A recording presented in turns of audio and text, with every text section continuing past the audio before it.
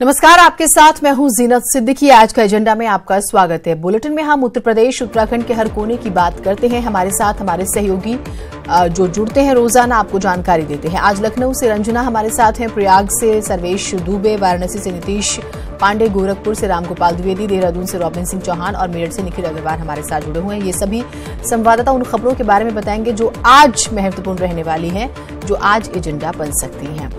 लखनऊ से शुरुआत करते हैं। रंजना जी हमारे साथ जुड़ी हुई हैं। रंजना जी, कौन सी वो खबरें रहने वाली हैं जो आज एजेंडा बन सकती हैं?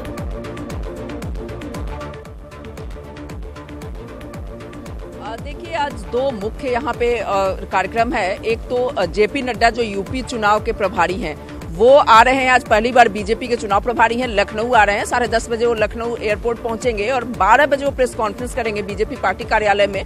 और उनका जिस तरह से गठबंधन बीजेपी में आया है बनकर सामने सपा और बसपा का, और उसके बाद की जो स्ट्रैटेजी है उस पर अब फोकस रहेगा बीजेपी का। आज उनकी पीसी में ये देखना होगा कि वो किस तरह से अपने मुद्दों को रखते हैं और क्या बीजेपी की स्ट्रैटेजी होती है, ये भी सामने आएगा। दूसरी बड़ी खबर है यहाँ पे कि आज सुषमा स्वराज जो विदेश मंत्री हैं वो भी प्रेस कॉन्फ्रेंस करेंगी सीएम योगी आदित्यनाथ के साथ 3:30 बजे लोक भवन में। और प्रवासी सम्मेलन जो बनारस में आयोजित हो रहा है उसको लेकर के उस पे रहेगा कि किस तरह की सुविधाएं दी जा रही हैं, किस तरह से प्रवासी जो भारतीय हैं वो आएंगे यहाँ पे, उनको कुंभ ले जाया जाएगा और किस तरह से मैसेज एक दिया जाएगा, इंटरनेशनल मैसेज जो बीजेपी देना चाहेगी, बीजेपी सरकार देना चाहेगी, वो मैसेज देने की कोशिश रहेगी। तो एक प्रेस कॉन्फ्रेंस भी काफी महत्वपूर्ण होगी जीनत। और साथ ही साथ जेपी नड्डा जो यूपी के बीजेपी के चुनाव प्रभारी हैं, वो पहली बार चुनाव प्रभारी बनने के बाद लखनऊ आज पहुंच रहे हैं और 10:30 बजे एमओसी एयरपोर्ट पहुंचेंगे और सीधे पार्टी कार्यालय आएंगे। पार्टी कार्यालय आकर के कार्यकर्ताओं के साथ बैठेंगे, उसके बाद 12 बजे मीडिया से भी रूबरू होंगे। तो इस तरह से देखा जाए तो काफी इंपॉर्टेंट है आज का दिन, राजनीतिक रूप से काफी इंपॉर्टेंट है। और एक तरह से एक दूसरे पे जो निगाहें रख रहे हैं पॉलिटिकल पार्टियां, आज ये बीजेपी की स्ट्रैटेजी भी खुलकर सामने आएगी कि वो सपा बसपा के गठबंधन को किस तरह रखती है, किस तरह से काट करती है जीनत। ठीक, आपने बहुत महत्वपूर्ण जानकारी दी। रॉबिन भी हमारे साथ हैं। रॉबिन, उत्तराखंड की बड़ी खबरें और खासतौर से जब हम देहरादून की बात करते हैं, कौन सी रहने वाली हैं आज की? देखिए जीनत, जो सबसे बड़ी खबर जिस पर आज दिन भर हमारी नज़र रहेगी वो सुप्रीम कोर्ट से जो सुभाटी मेडिकल कॉलेज है उसकी सुनवाई चल रही है।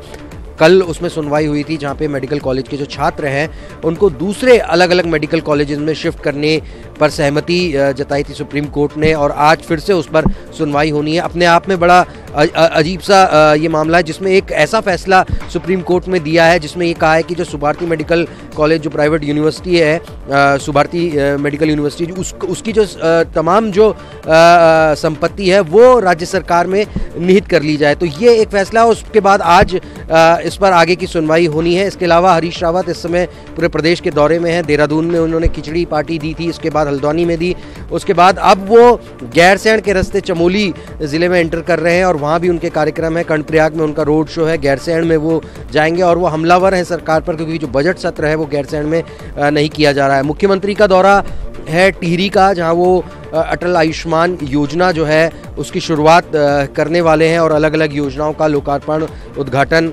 उनको करना है। मौसम विभाग ने आज अलर्ट जारी किया था। मौसम विभाग का ये कहना था कि कोहरा जो है वो छाया रहेगा। इसके अलावा जो ऊपरी इलाके हैं, 3 ज़िले खास तौर पर उन्होंने बताए थे, रुद्रप्रयाग, चमोली और पिथौरागढ़, यहाँ पर जो है जो ऊपरी इलाके हैं, ऊंचाई वाले इलाके हैं, वो हल्की बारिश और बर्फबारी हो सकती है। तो ये तमाम वो जीनत खबरें होंगी जिन पर आज पूरे दिन भर हमारी नज़रें रहने वाली हैं। ठीक, आपके पास भी आएंगे नीतीश पांडे हमारे साथ वाराणसी से जुड़े हुए हैं। नीतीश, कौन कौन सी खबरें हैं?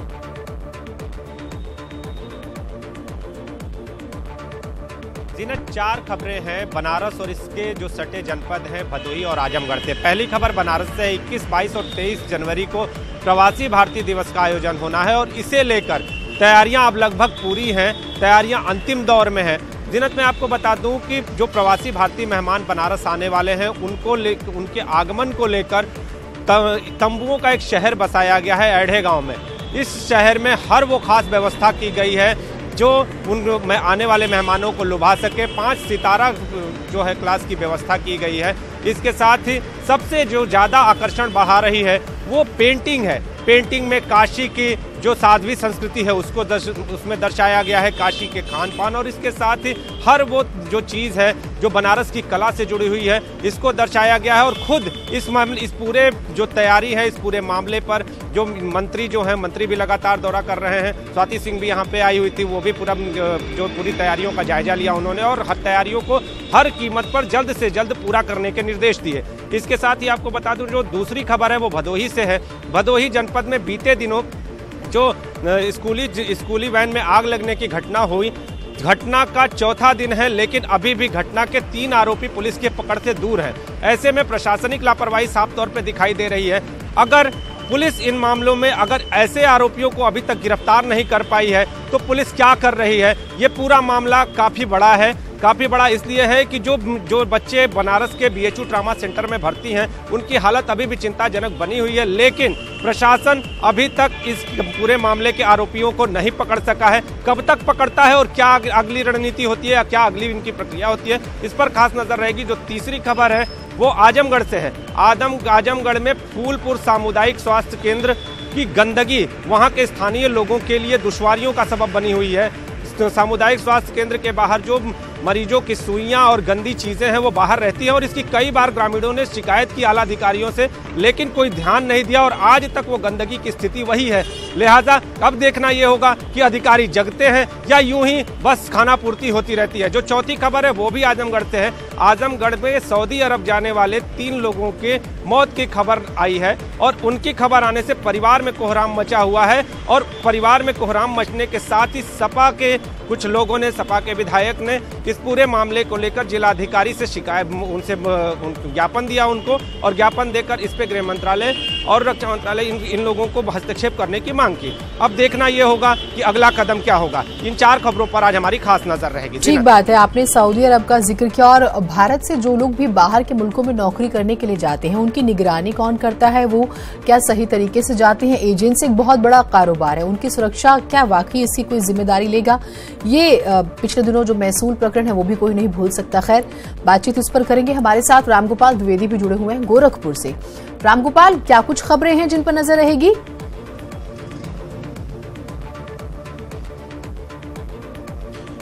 जिनत, आज की जो सबसे बड़ी खबर है कि खुद मुख्यमंत्री योगी आदित्यनाथ अभी गोरखपुर में मौजूद हैं और आज उनके गोरखपुर दौरे का चौथा दिन है। आज के दिन वो विशेष करने जा रहे हैं। गोरखपुर में ही पंडित राम प्रसाद बिस्मिल की शहादत स्थल है। गोरखपुर जिला कारागार में ही उनको फांसी दी गई थी। वो जो फांसी गृह और जिस कोठरी में सजा हुआ था उस कोठरी को जेल प्रशासन ने अपने सुरक्षा नियमों के दायरे में लाकर उसको बंद कर दिया था।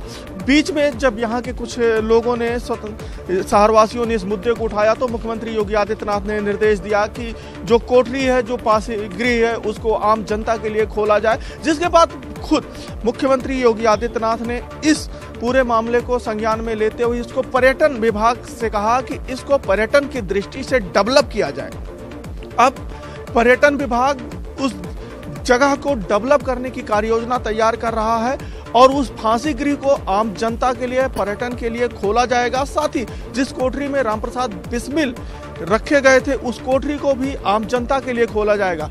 खुद मुख्यमंत्री योगी आदित्यनाथ आज जा रहे हैं, उस जिला जेल का निरीक्षण कर रहे हैं और जिला जेल के निरीक्षण के बाद वहां पे पर्यटन की दृष्टि से कैसे विकास किया जाए इस पे वो अधिकारियों को दिशा निर्देश देंगे। हालांकि प्रमुख सचिव सूचना और पर्यटन अवनीश अवस्थी इसका दौरा कर चुके हैं। कल ADG जेल ने भी पूरे 4 दीवारी से लेकर जो कोठरी है और फांसी गृह है उसका निरीक्षण किया और किस तरीके से सुरक्षा की दृष्टि से भी जेल की जो अपनी जानकारियां हैं वो भी प्रभावित ना हो और आम जनता के लिए वो कोठरी और फांसी गृह खोल दिया जाए, इस पर लगातार मंथन किया जा रहा है। मुख्यमंत्री आज इन दोनों चीज़ों को देखेंगे।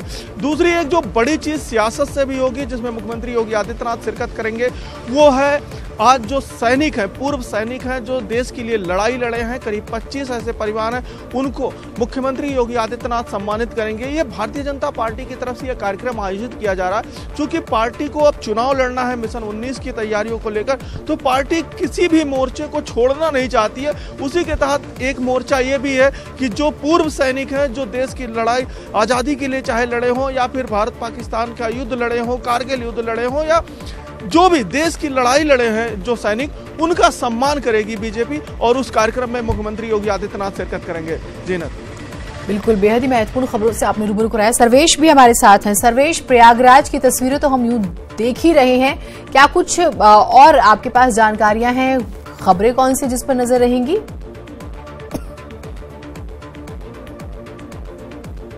देखिए, प्रयागराज की बात करें तो यहाँ पर विश्व का सबसे बड़ा धार्मिक और आध्यात्मिक मेला चल रहा है और मकर संक्रांति के स्नान पर्व के साथ ही पहला शाही स्नान भी सकुशल संपन्न हुआ है। अब इसके बाद जो यहाँ पर धार्मिक आयोजन हो रहे हैं उनमें यहाँ पर तमाम जो साधु संत हैं, जो शंकराचार्य हैं, अखाड़े हैं, वहाँ पर विभिन्न कार्यक्रम चल रहे हैं, उन पर हमारी नज़र रहेगी। और ख़ास बात यहाँ पर बता दें कि अयोध्या में राम मंदिर को लेकर मौनी महाराज आज से 11 लाख दीप प्रज्वलित करने का एक संकल्प शुरू करने जा रहे हैं और प्रतिदिन 33,000 दीप जलाएंगे और मेले के समापन के मौके पर 1,11,000 दीप संगम तट पर जलाए जाएंगे। तो एक बड़ा आयोजन ये होने जा रहा है और अब तक मौनी महाराज 3 करोड़ से ज़्यादा दीप राम मंदिर निर्माण को लेकर प्रज्वलित कर चुके हैं। ये एक बड़ा आयोजन होगा। इसके अलावा तमाम दूसरे साधु संत के आश्रमों में भी कई धार्मिक कार्यक्रम आयोजित हो रहे हैं, इस पर हमारी नज़र रहेगी। दूसरा जो सबसे बड़ा आयोजन होने जा रहा है, कल राष्ट्रपति रामनाथ कोविंद प्रयागराज के दौरे पर आ रहे हैं। यहाँ पर वो बालसन चौराहे पर महर्षि भरद्वाज की विशाल प्रतिमा का अनावरण करने वाले हैं और उनके साथ सीएम योगी और गवर्नर राम नाईक भी मौजूद रहेंगे। तो कल यहाँ पर मेले में वीवीआईपी मूवमेंट रहेगा, उस पर भी हमारी नज़र रहेगी। आज उसका रिहर्सल प्रशासन करेगा, तैयारियां पूरी की जाएंगी, तो हम लगातार उस पर भी नज़र बनाए रखेंगे। राष्ट्रपति इसके साथ ही साथ ऋषिकेश परमार्थ निकेतन के अध्यक्ष स्वामी चिदानंद सरस्वती के शिविर भी जाएंगे। वहाँ पर गांधीयन विचारकों का एक बड़ा सम्मेलन आयोजित हो रहा है, जिसमें करीब देश और दुनिया से 1000 से ज़्यादा गांधीवादी विचारक आ रहे हैं और स्वच्छता के साथ ही साथ समरसता का संदेश देने के लिए एक वहाँ पर आयोजन हो रहा है, एक सम्मेलन हो रहा है, जिसमें इस बात पर चर्चा होगी कि गांधी जी के विचार अभी कितने प्रासंगिक हैं और किस तरह से उनके विचारों पर आगे चलकर राष्ट्र को मजबूत किया जा सकता है और एक संदेश दिया जा सकता है। उस कार्यक्रम का भी उद्घाटन राष्ट्रपति करेंगे। तो ये 2 बड़े कार्यक्रम हैं जिन पर हमारी नज़र रहेगी। और तीसरी बात अगर करें तो जो मेला कल समाप्त हुआ है, उसके बाद तमाम श्रद्धालु अभी नहीं जा पाए हैं, उन पर नज़र रहेगी किस तरह उनको भेजा जा रहा है और स्टेशनों पर रुके हुए हैं, कहाँ रुके हुए हैं श्रद्धालु, किस तरह से उनको अपने गंतव्य तक भेजा जा रहा है, इस पर भी हमारी नजर बनी रहेगी। इस पे भी बातचीत करेंगे। मैनेजमेंट का आपने जिक्र किया और फिर इस तरह के जब बड़े आयोजन होते हैं तो सबसे बुनियादी चीज होती है सेफ्टी। बड़ी खबर आ रही है अमरोहा से, जहां लेखपाल के घर बदमाशों ने डकैती डाली है। बदमाशों ने परिवार को बंधक बनाकर इस पूरी घटना को अंजाम दिया। लूट का विरोध करने पर एक परिवार के सदस्य को जख्मी भी किया है। जानकारी के मुताबिक बदमाश 1 लाख की नकदी और 10 लाख के जेवरात लूटकर फरार हो गए। थाना गजरौला क्षेत्र के सुल्तान नगर का ये पूरा मामला है।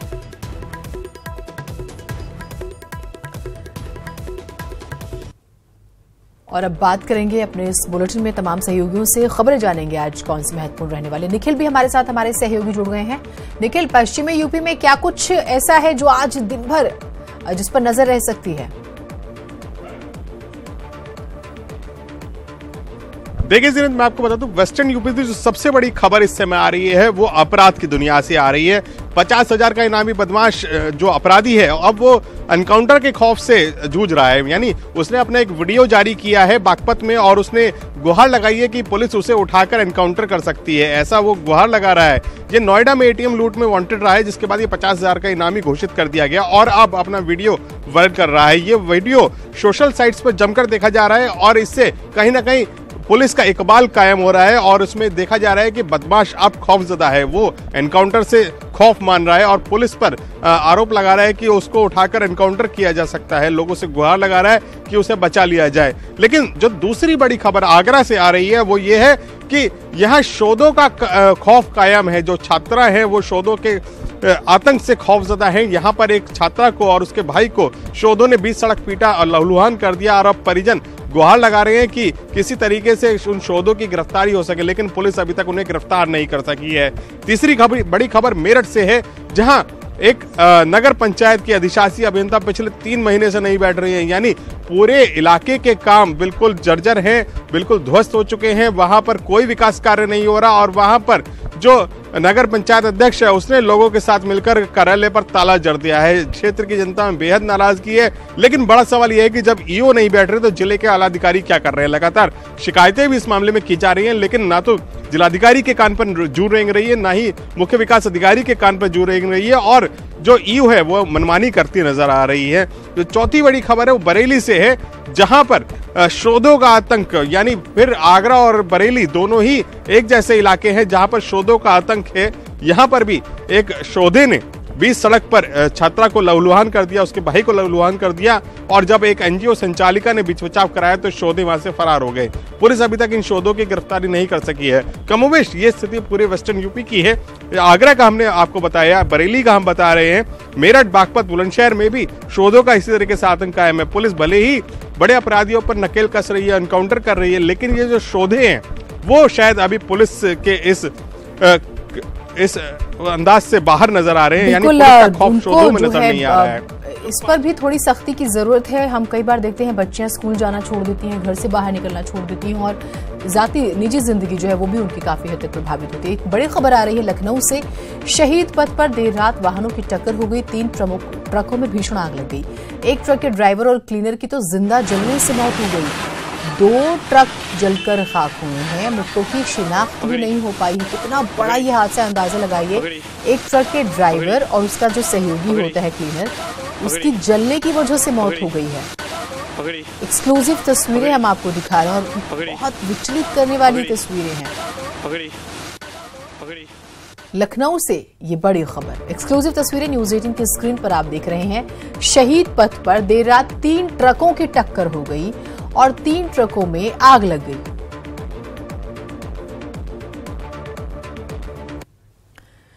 और इसी के साथ हमारे इस खास बुलेटिन में फिलहाल इतना ही। दीजिए इजाजत।